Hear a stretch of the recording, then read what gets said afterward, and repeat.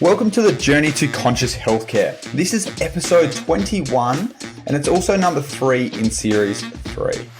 The Journey to Conscious Healthcare is where we explore what it takes to create longevity, happiness and fulfillment in your life and that of others. The Journey to Conscious Healthcare looks at the healthcare industry, disability sector and how to best navigate these areas to get the best for you and your life. This series is called NDIS 101, the blueprint you've been looking for about how and what to do to navigate the NDIS. Today's episode is called I've got my NDIS plan now what do I do? And as it alludes to in the title, here we give you the inside knowledge on what to do when you've been approved and have got your very own NDIS plan in your own hands. In this series, we do an end-to-end on the NDIS. That's right. We walk you through the foundations of how it all works and proceed to step through from access, starting your plan, connecting with services, getting reports to ensure you get that much-needed funding, and ultimately achieving your goals. I'm your host, Trevor Keane, and I'm the founder and CEO of Conscious Healthcare SA, an expert company that is known for high-quality NDIS healthcare services and transforming the healthcare industry and disability space. Today's show is sponsored by Conscious Healthcare SA. At Conscious Healthcare SA, we provide high-quality NDIS healthcare services in the comfort of your own home. If you're interested in an easy and reliable way to navigate the NDIS and access healthcare services, please do get in touch. Now, today's episode, what I want to run through, as I mentioned in the title, we're really getting you to the point you've got your NDIS plan. Now, what are you going to do? So you'll find here that we've got the Journey to Conscious Healthcare, the podcast we're in right now, on the screen. Now, obviously, for those listeners, you can't quite see that one, but happy to jump onto the YouTube link in the show notes if you want to check that out. Now, from here, I'm going to give you a bit of an overview. So as we jump through to the next page here, what I've got and developed for us is my journey navigating the NDIS.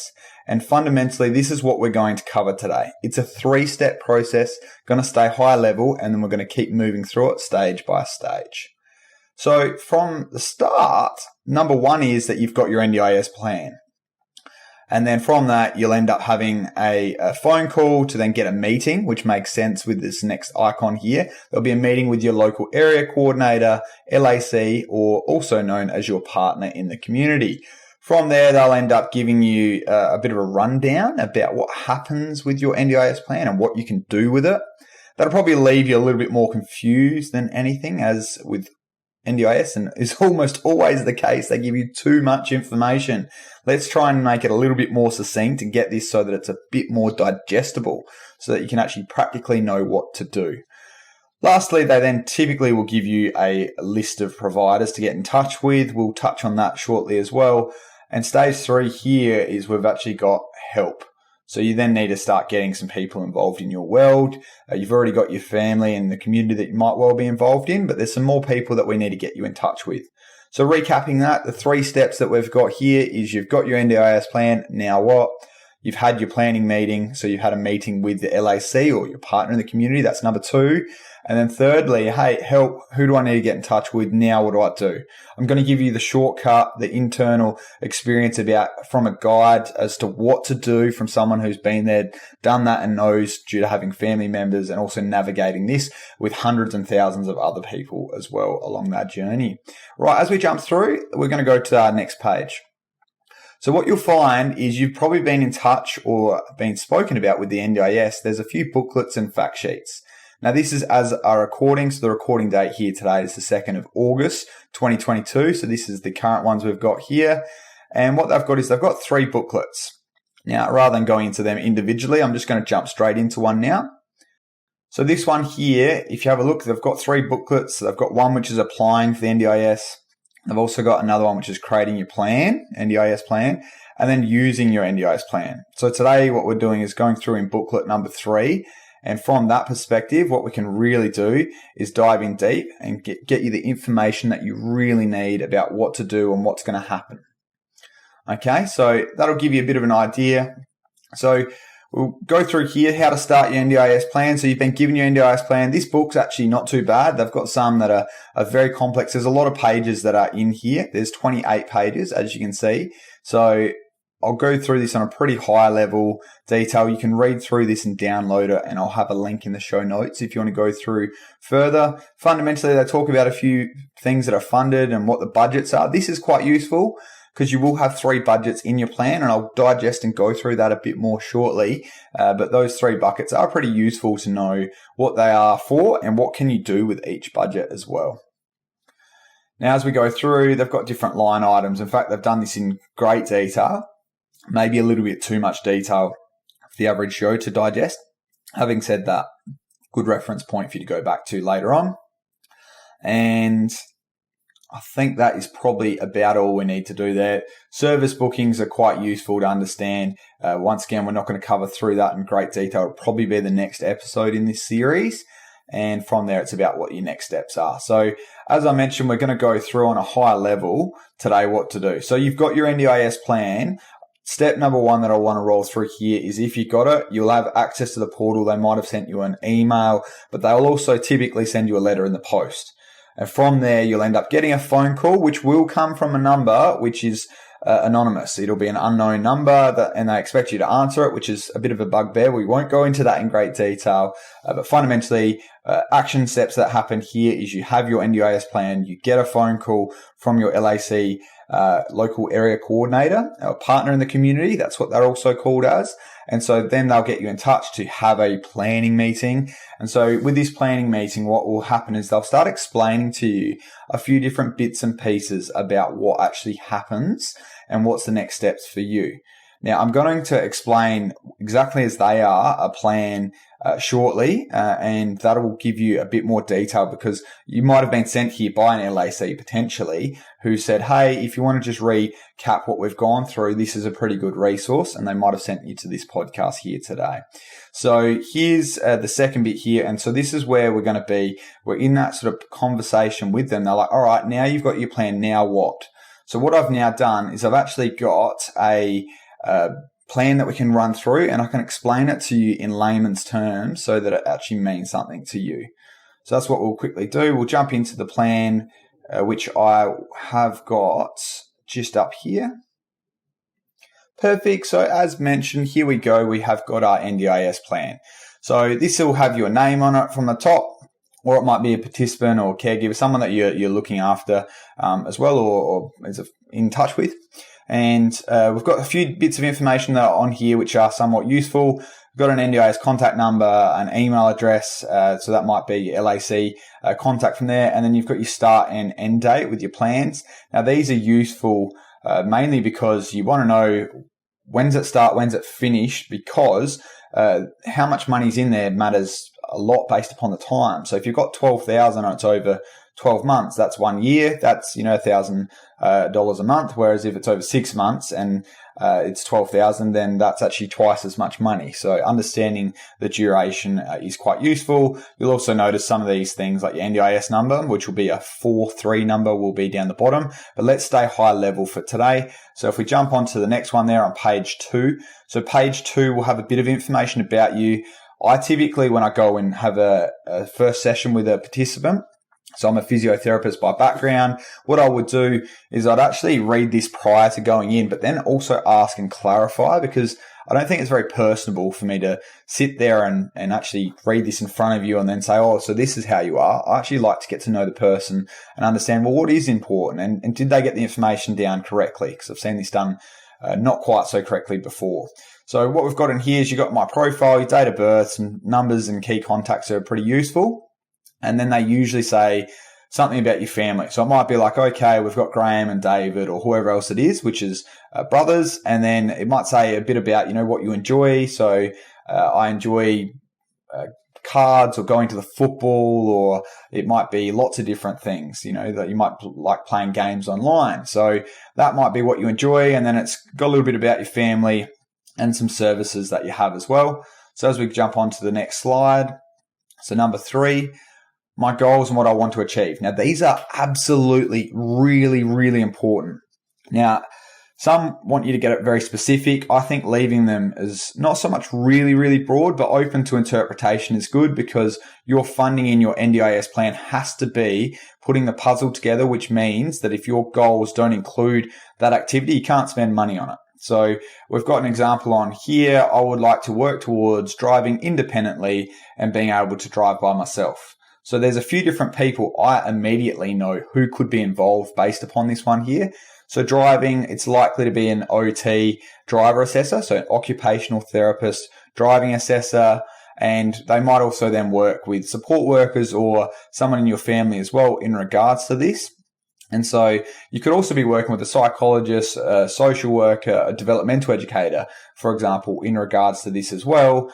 Or if you had a physical function, like issues with physically moving your foot down or whatever it might be, you might then end up having a physiotherapist involved from that perspective. So your goals will often indicate as to who can be involved. Sometimes what happens in the plan is that it ends up saying an OT or a physio. Just because it says OT or physio doesn't actually mean that that's all you can use, which is a really good one to understand. So goals, really important. So I would read through the goals and say, okay, yep. And then make sure that the participant would understand, like, do you understand what this means and what opportunities are available for you? And the next step we'll get through starts talking a little bit more about the actual money. So the dollars and cents. So we've got funded supports. These on a high level are the three types of funding that can occur. Self-managed, which means you do it yourself. Plan managed means that fundamentally, if you are plan managed, you will end up having someone else externally pay your bills. And then NDIA managed, what that one means, if you're NDIA managed, that will end up meaning that you have to go with a registered provider. So this actually starts guiding you down a little bit of a pathway depending upon where you have your plan managed as who you can see. So we can go through that in greater detail, but that's a high level view. The vast majority of people, just so you know, are plan managed. NDIA managed, there's a few, and then there's probably fewer again that are self-managed. I know it's increasing, but it also means you have to know a lot of the rules and regulations yourself. So I would usually encourage people to be plan managed. We at Conscious Healthcare SA are an NDIA registered provider, and we can treat everyone that's in these groups here. What I would say though is that I think it gives you greater flexibility if you are plan managed, which isn't something you would usually hear from a registered provider, because you would have thought that I would say, hey, no, we're registered, go with the registered ones, they're the best. Now, I will say that they do have to adhere to higher standards, but just like anywhere, they might not all be doing that. So my recommendation there would be going plan managed if I was to be choosing for myself. And then as we continue to go through the plan, you'll notice this one here, it's got the time period. It's also got how much in dollars and cents. So that's the 123,456. And this is in core support. So high level picture here. Core support is fundamentally about things helping you with your normal activities of daily living. Mainly things to think about in this area is in regards to support workers. So often it's a lot of money for support workers or paying towards access in the community and transport, things like that are already mentioned in here. So as we continue to go through, we've then got capacity building supports. Now this is a very interesting one. So what we've got here is we've got the improved life choices. This one here means that this plan is plan managed. And so just being really clear on that, if you are not plan managed, it's only one form. Please get in touch with me. I'm happy to give it to you, and you can change your from being NDIA managed to then being plan managed. But this is what this line item means here. So improved life choices, CB, choice and control. And then what we've got here below that is improved daily living, CB, daily activity. So $17,500 in there. As I mentioned, sometimes it does say what service you can use, physio or OT. It doesn't actually matter if it does say that. Unless it's a stated support, you can typically choose whatever you would like. So this is under the head bucket of capacity building. So you've got the three buckets. So this is bucket number 2. And then if we continue to roll through here, we've then got funded supports continued. So here's capital. So this is the third bucket. Useful to know. Now, capital supports typically goes through about home modifications. So you might have a disability that means you need to have your house changed or your vehicle changed, something like that. Or you also might have a prosthetic leg. So you might have a be an amputee and need to have a prosthetic leg. So capital supports is paying for those big ticket items through that line item there. And your occupational therapist will very often be the person that is helping you in that space. So as we continue to press through on the plan, I've got some other information on here for you to contact. So if you want to get in touch, here's how you can do it. I've got other different information on here, which I won't go through in greater detail because I think some of it is a little bit too granular. I don't think you have to know everything ins and outs with it. Certainly understanding the plan is very useful. And here's another example here, my improved daily living. So that's your capacity building supports, 7,500, and that is plan managed as it states here. So it is very important for you to understand your buckets and then how to utilize that, and also using good people that can help get you more out of your plan. So if you've got someone that understands the NDIS, they can get you 2 or 3 times as much, even for the same money, out of your plan because they put you in touch with the right people, save you the time, the stress, all that involved if you don't happen to get it right. So this is why the next steps are very important. Right, as we go through understanding your plan. So now I'm on the NDIS website. So it's got plan implementation directory. And what you'll notice is the NDIS is great at getting lots of information out there, but for most people that is too much information. So lots of information ain't always a good thing. What they've got here is they've got some different things such as your local area coordinator, LAC, which I mentioned before. You've got early childhood partners. So they've got some contacts for you to get in touch with there, and offices that you can go to find out where your local one is. So very easy links to click on. Once again, you'll have access to all these in the show notes. And then what you've also got is some key people that are involved in your world initially. And that is a plan manager if you are plan managed. It is a support coordinator or recovery coach. So these are people that then get you access to your physio, your OT, your support workers, just navigating a few different things that you might need to address. So these are people that are quite useful. So what's the next step for us from here? I'm just going to go back to our first page that we started with, which was in regards to what are we covering today? So today we have got, so as I was mentioning, what we've got is your plan here, and that's getting explained. So what is to occur is you're in the planning meeting. So we've had the phone call, and after we've had the phone call, that's then ended up meaning you've got your plan, had the phone call, all right, the LAC is saying, let's go have a meeting. They've now explained the plan through exactly what I've done there. And I've sort of said, hey, here's what you can do. You can do X and Y and Z based upon what your goals are and what your needs are. As I said, that's probably left you a little bit more confused than anything. They've tried helping, but it's not always the most useful thing I've found in my experience. And then typically what they'll do is they'll actually give you a list of providers. Now, what's really interesting is when they give you a list of providers, they often will end up giving you a list of, say, 20 names and then underlining the ones who they actually think are the best providers. Now, they're not actually meant to do that. They are trying to be helpful, and I actually am not necessarily against them trying to assist because I think navigating and getting in touch with providers is the next step, and it is quite challenging. So that's typically what will happen. But I think what's really important for you from here is you're about to finish this meeting. Now, in finishing this meeting, you've got a couple things that are now on the radar for you. You've got a list of providers that you need to contact, but also there's a person in our team, which is called a community engagement officer, which is CEO for short, or it might be called a community liaison officer. And they're someone who's meant to be able to assist. Now, if they can't assist, that's okay. Please reach out to someone like myself, or you can reach out to someone else in the know as well, and they can help navigate things. But fundamentally, what you've now done is you've finished that meeting. So we're now up to the stage 3. This is where you need to get help, or if you already know what to do, that's fantastic. But this is, as I was saying, about getting in touch with your support coordinator, your plan manager, other service providers, and therapies. So what do we need to do from here? As I was mentioning before, what we need to do is we actually go through and have a bit of a look through this NDIS document. Now, this NDIS document here has all these different people you can get in touch with. Now, there's lots of links and you can get overwhelmed. I'm even getting overwhelmed now just looking at it. I know, obviously, if you're listening, you're just going to have to visualize lots of different pages and links to click onto because that's really what's in front of us. But what they do have is they have a page on here, which is find a registered provider, and they've got a provider finder tool.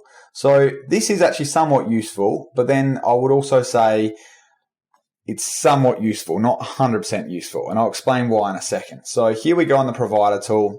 I've just done it as an example. Say if I was going to go on to Glenelg, that's where Conscious Healthcare SA, my business, is based from. And we obviously service out much greater than that area. But here we go. Therapeutic Supports is under capacity building. That's who we are. And then here's Conscious Healthcare SA. Here's the details to get in touch with us. So here's all the different providers. Now, what's really interesting though, is when you're trying to get a provider, it's not just about, can you find someone? Are they the right fit? Do they have the skill sets? Do they know the NDIS? All these different questions come up. And this is what our next episode is, that we end up going through that. So it's really important to know what to do in regards to linking up with the provider. Okay, so here's a tool that you can end up using. Then fundamentally, you've got to either email or you've then got to follow ahead and actually make a phone call to then get in touch. Then you might be on a wait list. All other different things might well happen. So lots to consider there. Here's an example of if you're going to get in touch with some support coordinator providers, what you might do, you go through on here, search, and then put your state involved, and then you might search one up. So here's an example of a provider here that this is one that I would recommend from here to home. And then you can get in touch. Sian Williams, she also had a podcast episode with us as well, which you can end up going and having a look at and listening to as well. Fantastic provider, great ethical value. So really important there. So as we continue through there today, what we've gone through is we've gone through the buckets. So this is the buckets that I was telling you about here, and particularly we're a therapy provider. So this diagram I made is fundamentally more geared towards that than anything. But what we're going to do is really just show you what the next steps are from here. If you didn't want to happen to go through that provider tool that you had there, what you can do is on our Conscious Healthcare SA website, we actually have a page. So you go under the resource hub and then click support. So we've got the podcast link there. That's great if you want to listen to more ones that are here. But otherwise, you can click under here to support and then find a support coordinator. And then from there, we've got lots of different providers and information that's in there. You can fundamentally email through saying, hey, what do you need? And what we can then do is, based upon our experience with many different providers, we can link you up with a support coordinator or a psychosocial recovery coach. What you'll notice is at Conscious Healthcare SA and myself, Trevor Keane, we're linked up very strongly throughout the NDIS, and we've got lots of connections, and we're really about providing really good ethical practice and care. Because I think in healthcare, it's really about trust and making sure you're doing a fantastic job. Also, if you want to, you can reach out to us directly on the Contact Us page. So the form that you fill out on the website here, or the other one, will end up getting us straight through to that. So recapping everything that we've gone through today. So we have gone through about what is involved, your journey navigating the NDIS, from getting your plan, having your meeting, and then getting the help that you need. Our next episode in this series will be covering how to get this help and assistance that you do need to make sure that you get the most out of your NDIS plan. That brings us towards the end of today's episode. I do hope that you found it educational and took something away from it for yourself. In future episodes, as I was just saying, what we will be covering is how to connect with services, and most importantly, who. This is in much greater detail. What NDIS reports should look like to ensure you keep getting the funding you need, and how to go about achieving your goals. As always, if you have any feedback for me, please do get in touch. My email is trevork@chcsa.com.au, or you can find me on LinkedIn, or following myself or my business on Conscious Healthcare SA on Facebook, Instagram, or any of those other social media platforms that you might be on. And the details regarding this will also be in the show notes. Thank you so much for listening. I certainly hope you've learned something. And if you think it would be of any value to one of your friends or colleagues, please feel free to share it. On that note, we'll see you next time on the next episode from the Journey to Conscious Healthcare. Thank you.